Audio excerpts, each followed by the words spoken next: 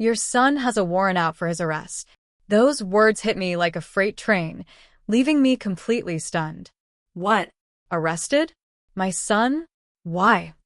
The questions began swirling in my mind, each one more urgent than the last, yet none of them stuck long enough for me to process. I stood frozen in the doorway, my mouth opening and closing, unable to form coherent words. The officer standing before me stepped forward, his imposing presence filling the entryway. Behind him were two more officers, each just as intimidating. Their sheer size and determination made the situation feel overwhelming. I instinctively tried to close the door, driven by a surge of panic and disbelief, but the officer held firm. "Your son is inside, isn't he?" the officer asked calmly, though his words carried an unyielding authority. "We need to come in and talk to him." Just a moment," I stammered, my hands pressing against the door as I tried to keep them out. Anxiety surged through my entire body, making it hard to think straight. Desperately, I managed to say, "I don't understand what's going on. Can you please explain?" My voice wavered, but I forced myself to maintain some semblance of composure. The officer, holding a folded piece of paper that I assumed was the warrant, sighed heavily. "Your son is a suspect in a theft case. He allegedly ran off with a significant amount of cash. Witnesses saw him heading in this direction and got a clear look at his face. Denying it won't help." Theft? My son? The thought alone was inconceivable. My mind raced, but I forced myself to listen as the officer continued speaking, each word making my head spin even more. Despite the cold dread washing over me, I stood firm. There must be some mistake. My son would never do such a thing. "It's impossible," I said with as much conviction as I could muster. The officer's tired expression suggested he had heard similar defenses many times before. "I understand your disbelief," he said flatly, "but the evidence is solid." I refused to believe it. My son couldn't have done this. Ours was a peaceful, happy family. At 50 years old, I had built a life I was proud of with my husband and our son in the home we had poured our savings and dreams into. We were close-knit, always looking out for one another. But as I stood there, trying to keep the officers at bay, a sinking feeling began creeping into my chest. Lately, I had noticed signs that something wasn't quite right. Life hadn't been easy lately. And when I found myself alone, my thoughts often drifted into a maze of worries. "I have to get this done," I would mumble, keeping myself busy almost unconsciously. But sometimes, the weight of it all became too much. "Maybe it's okay to leave it for later," I muttered one afternoon as I switched on the TV in the living room, hoping to escape the mental exhaustion creeping over me. "Sometimes you just need a break," I reassured myself, sinking into the sofa. Even as the daytime drama flickered on the screen, the storyline didn't register. My mind was too clouded with concerns. My gaze wandered to the shelf filled with certificates and trophies, proof of my son Oliver's achievements in soccer. Each award reminded me of how proud I was of him, a bright and talented young man who had always been the star of our family. As I let those thoughts comfort me, the sudden chime of the doorbell startled me back to reality. Who could that be? I wondered aloud. Turning down the TV, I rose to answer the door, my mind running through possibilities. Could it be my mother-in-law dropping off vegetables, as she often did without notice? She wasn't one for detailed communication. Or maybe it was an online order. My son had been shopping online more frequently, and my husband had recently taken to it as well. Lost in these mundane musings, I walked toward the door, not bothering to check the intercom camera. If only I had, I might have been better prepared for what was waiting on the other side. "Coming one moment," I called, reaching for the doorknob. As I swung the door open, the sight before me left me frozen in place. "Good afternoon. Is this the residence of the Smith family?" "Yes," I replied cautiously, my voice trembling. "But you're police officers, aren't you? What's going on?" Standing before me were 3 uniformed officers, their serious expressions a stark contrast to the fictional lawmen I had seen on TV. For a moment, I could only stare, utterly unprepared for their arrival. Seeing the police officers standing so sternly on my doorstep, I felt a deep unease creep into my chest, even though I knew I hadn't done anything wrong. Just their presence made me feel as though I'd unknowingly caused trouble. Gripping the doorknob tightly, my knuckles turned white as one officer handed me a piece of paper. My eyes squinted at the document, trying to make sense of it, but before I could process what it was, the officer's cold voice shattered the silence. "There's a warrant out for your son's arrest," he said bluntly. His words hit me like a freight train. My mind went blank, and I could feel my knees weaken as a whirlwind of questions bombarded me. What? Why? My son? Arrested? What does this mean? Has he done something wrong? I stood there, frozen and speechless, struggling to comprehend what was happening. The officers took a step forward, making it clear they intended to enter the house. A wave of panic surged through me. I instinctively tried to push the door shut, but their sheer presence and the fact that they blocked it with their feet made it impossible. One of the officers addressed me with a piercing gaze. "Your son is here, isn't he? May we come in and talk? If you have nothing to hide, you won't mind us stepping inside," he said, his tone laced with suspicion. I raised my hands, pleading, "Please, just wait a moment. I don't understand what this is about. Can you explain what's going on?" The officer sighed, folding the warrant back into his pocket as he clarified. "There have been a string of thefts in the area recently. Witnesses claim the suspect resembles your son." I couldn't believe what I was hearing. "Theft? My son? That's not possible," I stammered, my voice shaking. The officer continued, his words feeling heavier with each sentence. "It appears the suspect fled in this direction after taking off with a significant amount of cash. Witnesses say they got a good look at him, so denying it won't be easy." Shock washed over me. No, no, no. "My son wouldn't do something like that," I insisted, trying to stay calm despite the storm brewing inside me. Another officer stepped forward, holding out a separate document. "The thefts involved damages totaling about $500,000, he stated, his tone firm. "However, because of his age, the victims are willing to settle this if you can provide the amount in full." $500,000? I gasped, barely able to process the number. My hands trembled as I gripped the doorframe for support. "My son couldn't have done this. It's just not possible," I said with conviction, shaking my head as the words left my lips. But the officer remained unfazed, his expression cold. "I understand this is difficult to hear, but every parent says the same thing. Now. We'll need you to prepare the money while we speak with your son." Their words left me reeling. My heart raced as I desperately tried to think of what to do. I stepped back toward the door, clutching it tightly as my mind raced through scenarios I never thought I'd have to face. "Could you please wait outside for a moment?" I asked, my voice trembling slightly as I tried to maintain composure. The officer's response was firm. "No, we'll wait inside." Feeling cornered, I blurted out the first excuse that came to mind. "I need to use the bathroom." "Surely you can't deny someone that?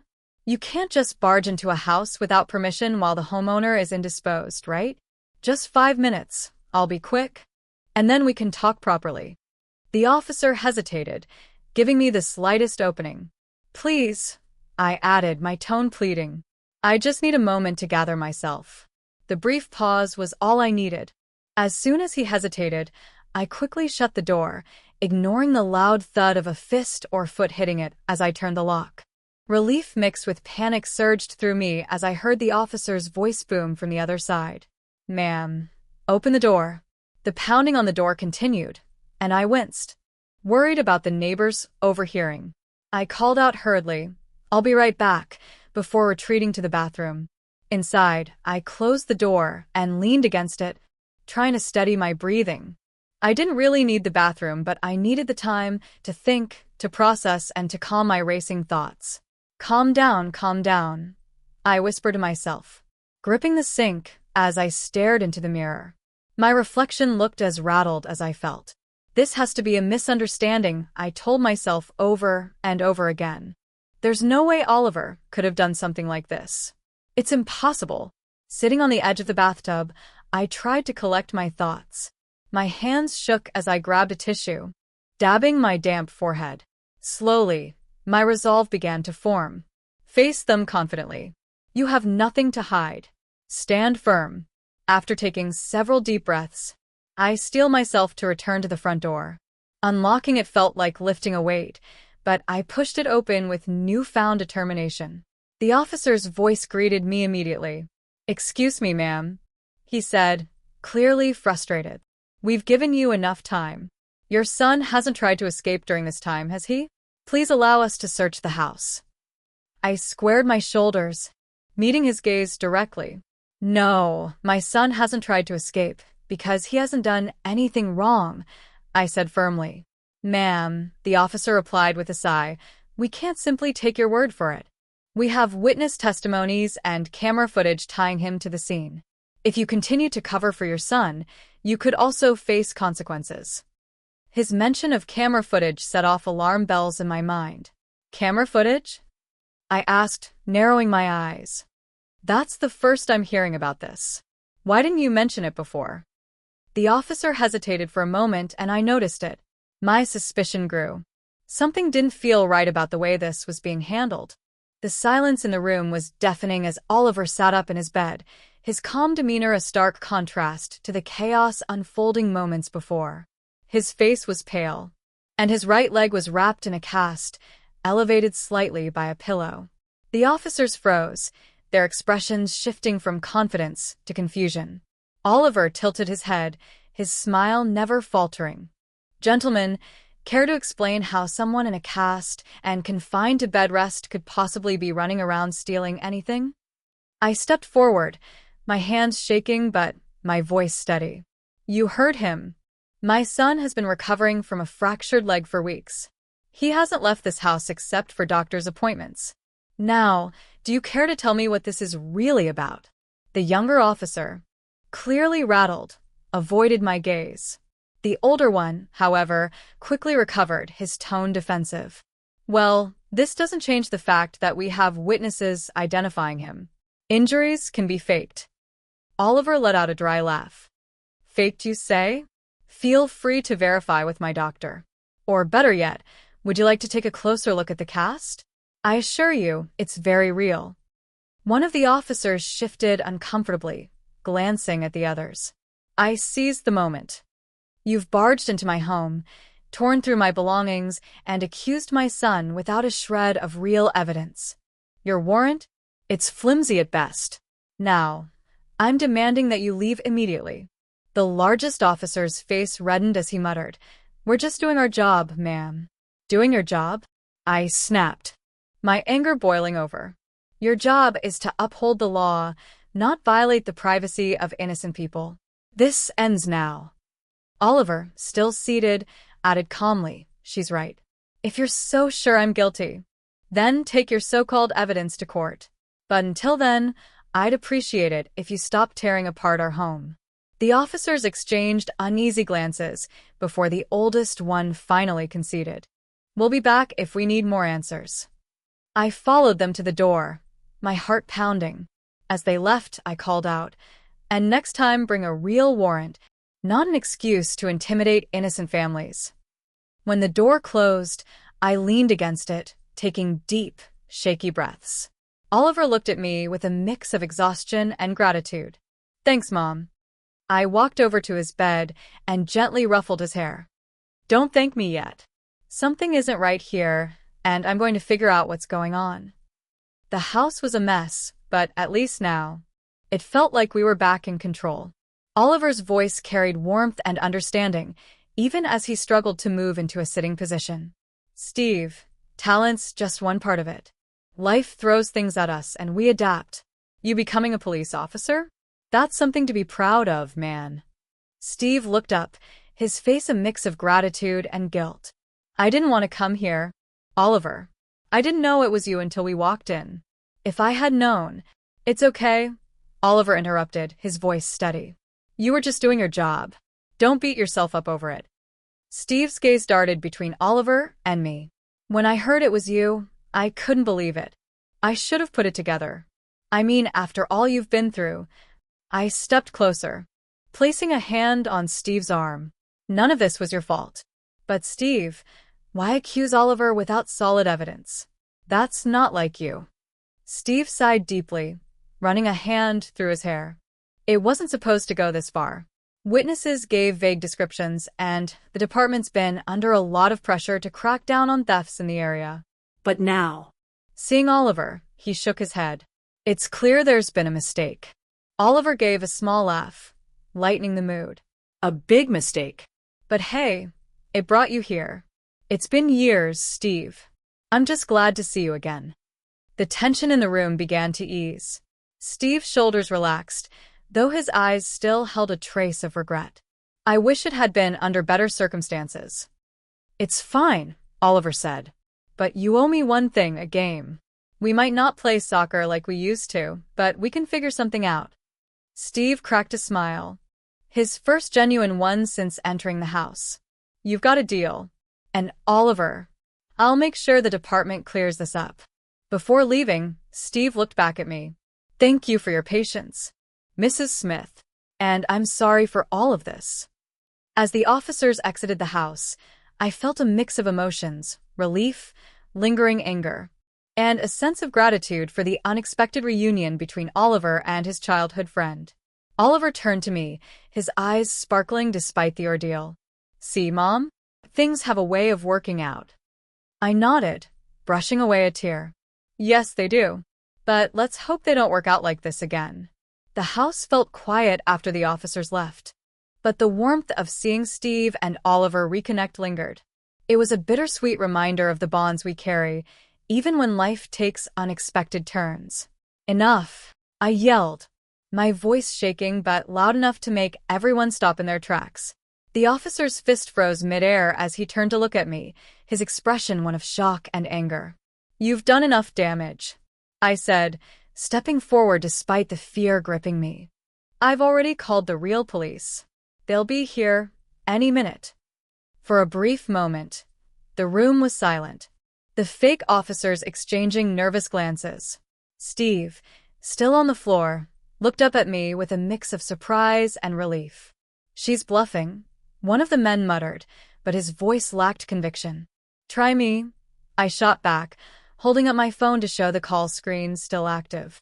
I told them everything, your names, your faces, and what you've done here. So go ahead. Stay and find out what happens when the real law catches up to you. The threat seemed to work. The fake officers hesitated, then began to back away. Let's go, one of them barked, his voice laced with fear. They turned and fled, leaving Steve battered on the floor and the house in shambles. I rushed to Steve's side, my hands trembling as I helped him sit up. Are you okay? Steve nodded weakly, his face bruised but his spirit seemingly intact. I'm sorry, Mrs. Smith. I should have stopped this before it even started. I thought I could fix everything, but I only made it worse. Oliver, watching from his bed, spoke up, his voice firm despite the tears in his eyes. Steve, you made mistakes, but you stood up for what's right in the end. That's what matters. Steve looked at Oliver, his eyes filled with gratitude. Thank you. I'll make this right. I promise. Minutes later, the Real police arrived, their presence bringing a sense of safety back to the house. The fake officers were apprehended not far from our home, thanks to my call and a detailed description. As the chaos finally settled, Steve stood in the doorway, preparing to leave with the officers who had come to take his statement. He turned back one last time, looking at Oliver and me. I'll be back, he said, his voice steady. Not as someone who made mistakes, but as the friend you can be proud of again. Oliver smiled, raising his hand in a gesture of support. We'll be waiting. And Steve, don't forget, we still have a game to play. Steve chuckled softly, nodding before stepping out into the night. As the door closed, I sat by Oliver's bed, overwhelmed by everything that had happened. Despite the pain and fear, one thing was clear. We had faced the storm together, and that strength would carry us forward. Hold it right there. The commanding voice cut through the chaos. And I turned to see a uniformed police officer stepping into the house. His badge gleamed under the overhead light, and a wave of relief washed over me. The real police had arrived. The fake officers froze, their bravado crumbling as they realized the game was up. Within moments, they were handcuffed and apprehended. "Sorry for the delay," the officer said, his tone professional yet concerned. "Are you and your son hurt?" "No, we're okay somehow," I replied, my voice trembling with lingering fear. What the real officer didn't know was that during the chaos, while pretending to use the bathroom, I had called the police. The strange behavior of the imposters had convinced me to trust my instincts, and now I was grateful I had. "Come quietly," the officer ordered the fake cops, who squirmed but didn't dare resist as they were marched out. Steve, still sitting on the floor, looked down in shame. When it was his turn to be taken away, he didn't resist either. "Steve," Oliver called out, his voice firm yet filled with emotion. Steve stopped in his tracks, turning to look at us. His eyes were heavy with regret as he softly said, "I'm sorry." As the real officers escorted Steve and the imposters out, Oliver watched his childhood friend disappear from view, his gaze filled with a mix of sadness and hope. When the house finally fell silent again, I exhaled deeply, the weight of the ordeal slowly lifting. We began cleaning up the mess left behind by the intruders. Though my hands shook as I straightened overturned furniture and picked up scattered items. Hours later, my husband rushed home. His usual calm demeanor was replaced by frantic apologies for not being able to reach us sooner. "We're safe now," I reassured him, tears streaming down my face. "That's all that matters." In the following days, the full story behind Steve and the imposters came to light. Steve, we learned, was the only one of the group to cooperate fully with the police. He confessed everything, revealing the scheme in detail. The imposters had targeted wealthy families, using fake arrest warrants and counterfeit police uniforms to extort money by accusing children of crimes they hadn't committed. The scam had worked until they tried it on us. Steve's involvement was heartbreaking. Once a promising athlete with a bright future, he had fallen on hard times. Overwhelmed by his family's mounting debts, he had been coerced into helping the imposters. His knowledge of the area and its residents had made him a valuable asset to the group. In exchange, they promised to reduce a portion of his family's debts. But Steve's conscience had clearly weighed on him, and his decision to confess showed the goodness that still remained within him. When I shared this with Oliver, he wasn't angry or resentful. Instead, he smiled softly, his faith in his friend unshaken. "I always knew Steve was a good guy deep down," Oliver said. "I hope he finds a way to turn his life around." His words filled me with hope. Despite everything, Oliver's unwavering belief in his friend's redemption reminded me that even in the darkest moments, there is light to be found. "It's surprising they weren't caught earlier, especially with those disguises," I remarked, recalling the fake officers' overconfidence. "Oliver, did you know right away that they weren't real cops?" Oliver gave a small nod, a knowing smile on his face. "Yeah," he said. "Claiming to be a cop with a physique like that? Steve used to be much more fit. I could tell something was off the moment I saw him." He went on to share that there were other clues, Steve avoiding eye contact, and a voice that, though slightly altered, was unmistakably familiar. "I wonder how long it'll be before he can come back," Oliver said, a note of hope in his voice. "It's not confirmed yet," I replied.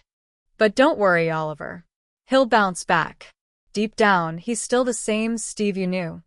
A month later, on a calm morning, I brought breakfast to Oliver's room. "Good morning, Oliver." I greeted him with a warm smile.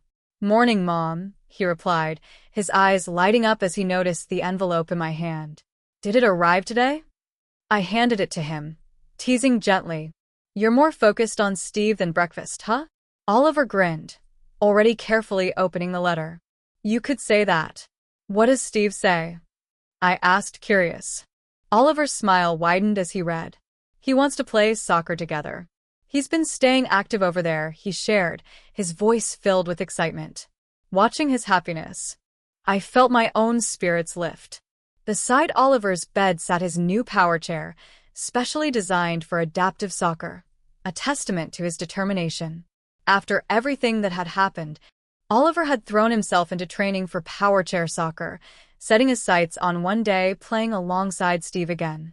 Seeing his perseverance, I made a quiet promise to myself. Even if life threw challenges my way, even if the road ahead wasn't always smooth, I would face it with the same positivity and strength as my son. With his ever-present smile and unyielding determination, Oliver had inspired me to believe that no obstacle was insurmountable. Today, more than ever, I felt ready to take on anything,